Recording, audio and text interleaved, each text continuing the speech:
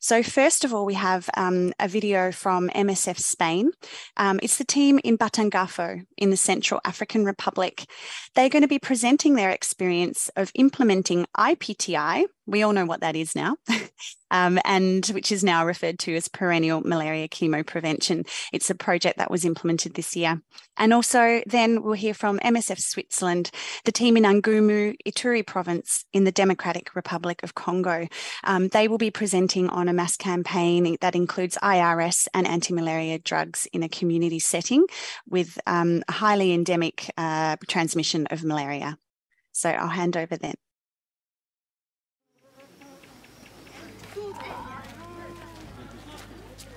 Le traitement préventif intermittent chez les nouveau-nés, les nourrissons, les TPIN, est un traitement anti-palydique déjà approuvé par l'OMS qui est administré en une dose unique pendant la première année de vie du nourrisson, au même moment que la vaccination de routine.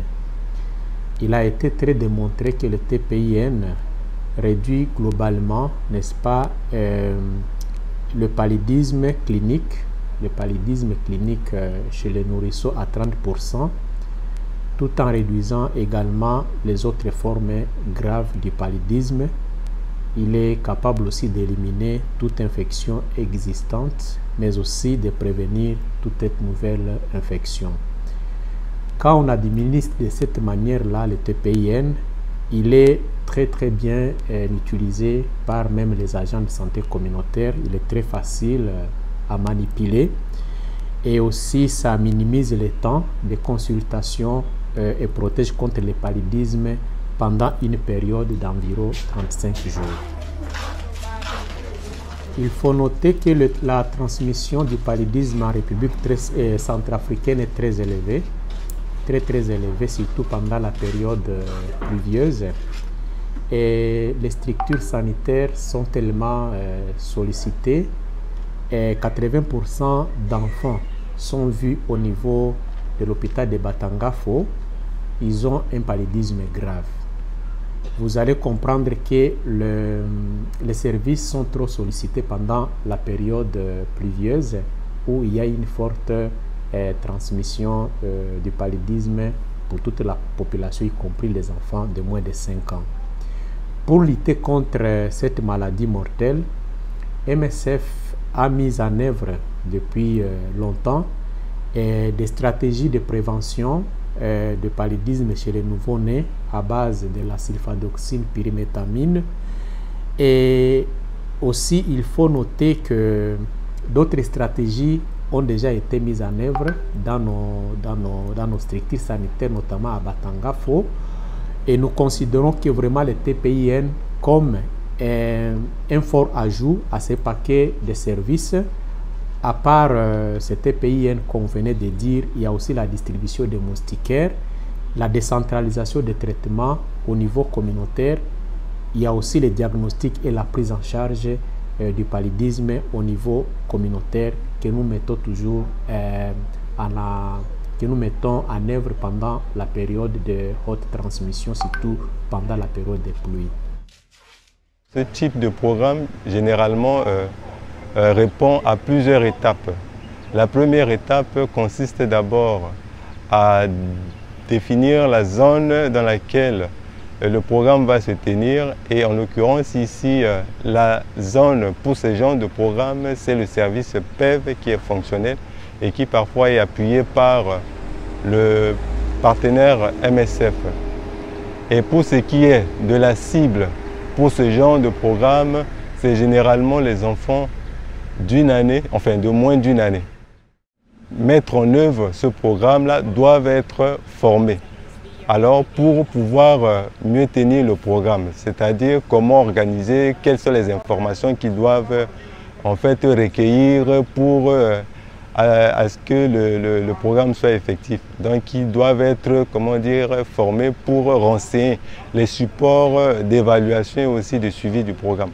Pour conclure, je tiens juste à rappeler que c'est un programme qui vise beaucoup plus le côté préventif du paludisme. Mais il faudrait aussi noter que c'est un travail un peu laborieux parce que les mamans ont toujours tendance en fait à prendre en mal un peu les choses, et s'ils voient que peut-être leurs enfants réagissent aux médicaments, ils pensent que le programme n'est pas efficace, alors que c'est juste question en fait de comprendre que tout médicament qui sont pris par les enfants, parfois ils peuvent réagir par des effets secondaires. Et donc la leçon à tirer, c'est beaucoup plus de mettre l'accent sur la sensibilisation, encore la sensibilisation.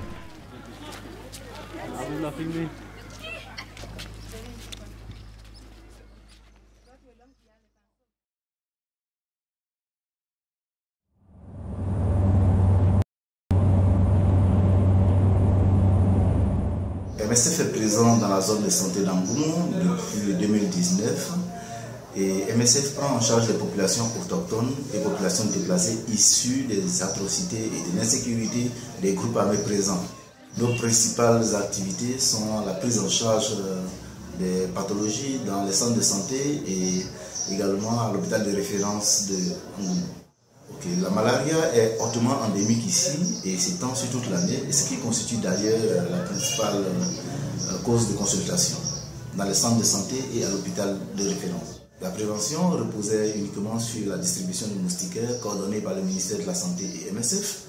Et aujourd'hui, je peux dire depuis 2020-2021, nous avons essayé d'étendre nos activités de prévention avec la distribution massive de médicaments et de la pulvérisation intradomiciliaire qui connaît un grand succès en ce moment, qui nous a permis d'étendre nos activités au niveau de 10 aires de santé.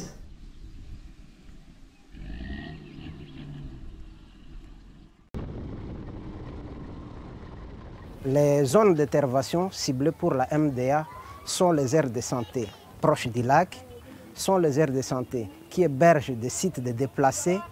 La zone est endémique parce que il y a eu d'abord la montée des eaux du lac, ce qui a favorisé les endroits stagnaques, qui est un endroit vraiment propice pour la multiplication des moustiques. Et par rapport à cette activité de pulvérisation interdomiciliaire, nous avions collaboré avec le ministère de la Santé publique à travers le comité de santé et la cellule d'activité communautaire au niveau des villages.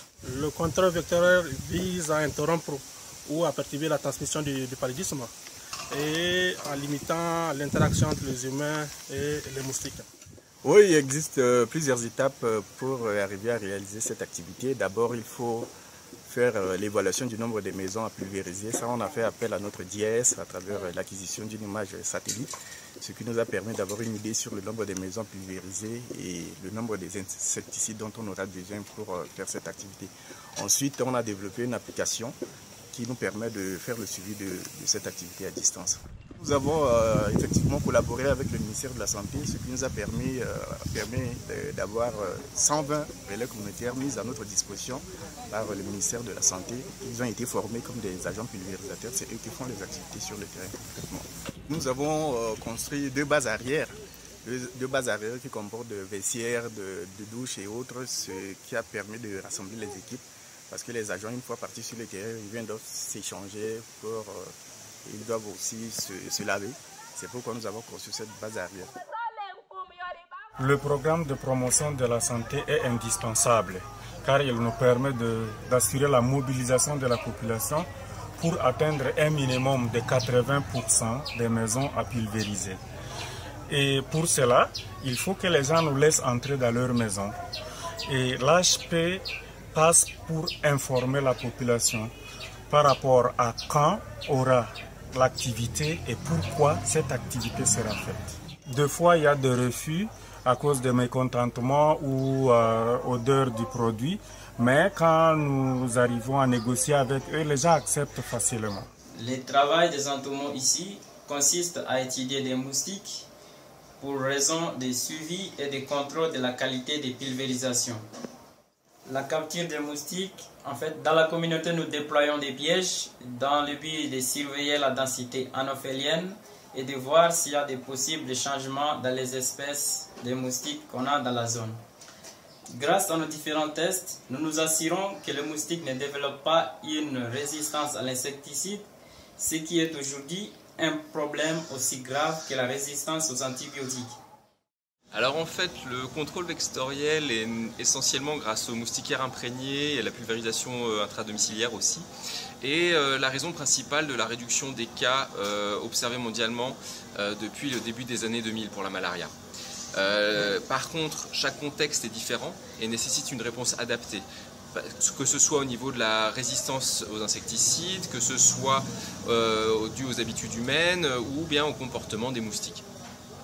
Donc chez MSF, c'est une décision qui est opérationnelle et qui implique tous les départements. Ça peut avoir un impact particulièrement fort et marqué sur la transmission. Et donc l'intérêt est de pouvoir réduire le fardeau de la malaria pour les populations.